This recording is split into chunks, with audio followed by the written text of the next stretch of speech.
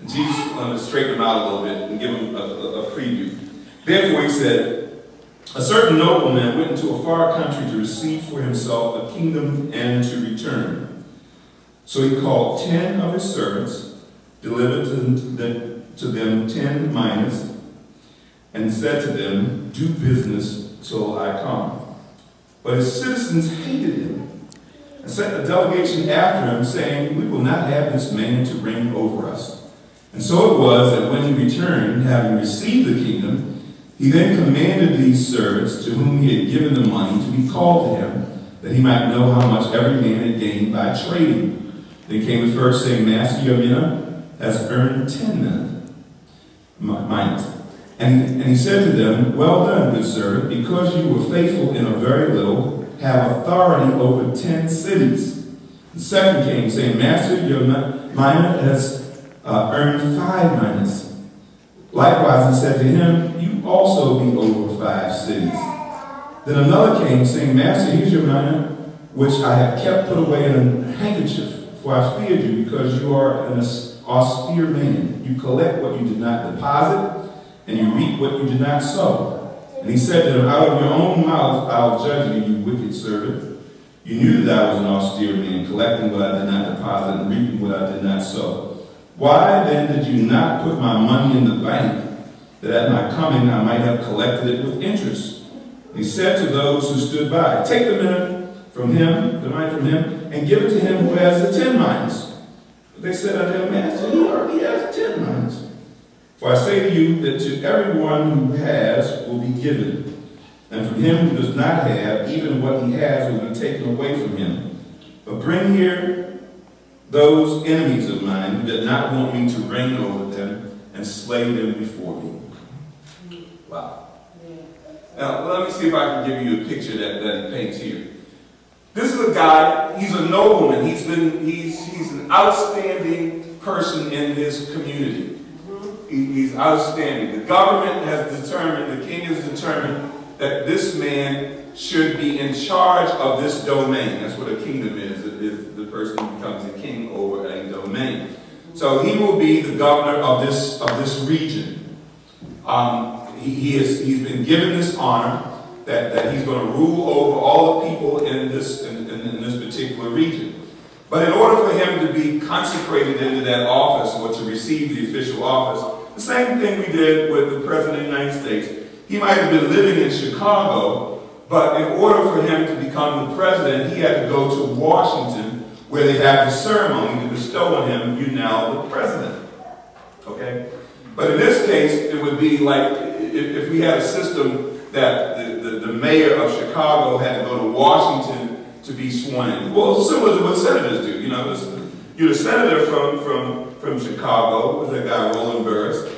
But to be sworn in, he has to go down to Congress. He's got to go down to the Senate, and they have to have a swearing-in ceremony, put his hand on the Bible, and they walk him in. They got, you all saw this, how elaborate the ceremonies are. For him to serve as the senator from Chicago, from the state of Illinois. This is the same procedure. This guy, in order for him to be officially the ruler over this domain, he had to go far away to Rome or somewhere like that to be assigned this jurisdiction. So as he's going, he takes 10 of his trusted servants and says, listen, I want you, the King James says, occupy until I come. And we think, sometimes people read that in the King James and think that means we're just supposed to sit here till you get back. But the word really means to do business, trade. Do the stuff that I would do. I'm going to give you, in other words, I've gotten to be a nobleman because I do business, I do transactions, I do deals. So in my absence, I don't want all the commerce to stop. We don't have cell phones and internet back there. I can't keep doing my business while I'm on this journey. So I need you all to physically do the business that I was doing. So I'm going to give you part of my money, and each of you work with it. So the guy that he gives a mina is about worth about 4 months' wages. So say in today's time, if the average person makes $40,000, it would mean that he gave $10,000 to 10 people. Okay? And he says, work with this, trade it, make some money with this. When I come back, we'll see how you all did.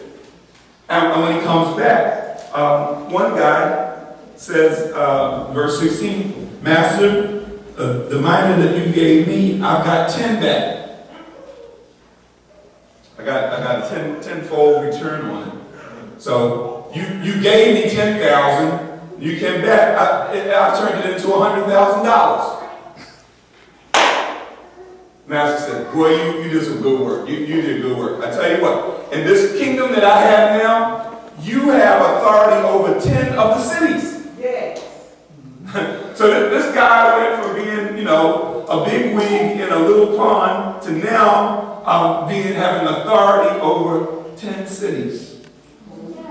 Likewise, another guy, his went up 5. He said, "Man, you did good. I gave you 10,000. You got 50,000. He said, "You be over 5 cities." And the last guy comes. He said, "Man, you're such a rough dude. I didn't want to lose your money. I was afraid I was going to lose your money. So I just kept it. I didn't do anything with it. Here it is. I get it back to you just like you gave it to me. I kept your money." He said, you didn't do no trading with the money? I said, "The least you could have done was took it to the bank. Got me some interest." I wanted you to do some deals. Turn the money over. But you did nothing. You did nothing with it. So he said, "I'll tell you what." He said, "Take the one from him. Don't get no cities. Don't get nothing. Take the one from him and give it to the guy who knows what to do with it." Yes. Oh man, that's a serious step. And they said, "Well, look, he already got 10. And he says, "No." He says, "This is the way we operate. For people that are productive, I'm going to give them more to be productive with." Amen. Amen. And the one that I see is not productive, ain't doing a thing, just take it from him. Leave with nothing.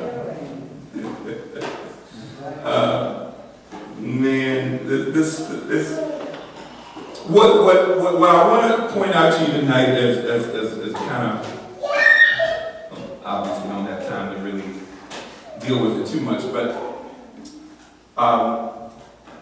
when you are given authority within a jurisdiction that you have, the Lord is looking at what you do with what He's given to you to work with. Amen. He's given talents to you. He's given time to you. He's given love to you. He's given money to you. He's given connections to you. He's given authority to you. Authority over demonic spirit. You got authority in both realms, in the spirit realm and in the natural realm. And He is looking at us within the time. You see, there's a time thing here.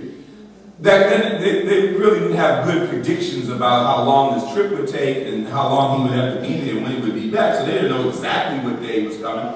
But you knew that the guy was coming back, or you believed he was coming back, with even more authority than he left with. So therefore,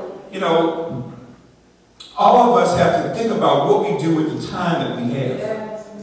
Because we don't really know how much time we have. Amen.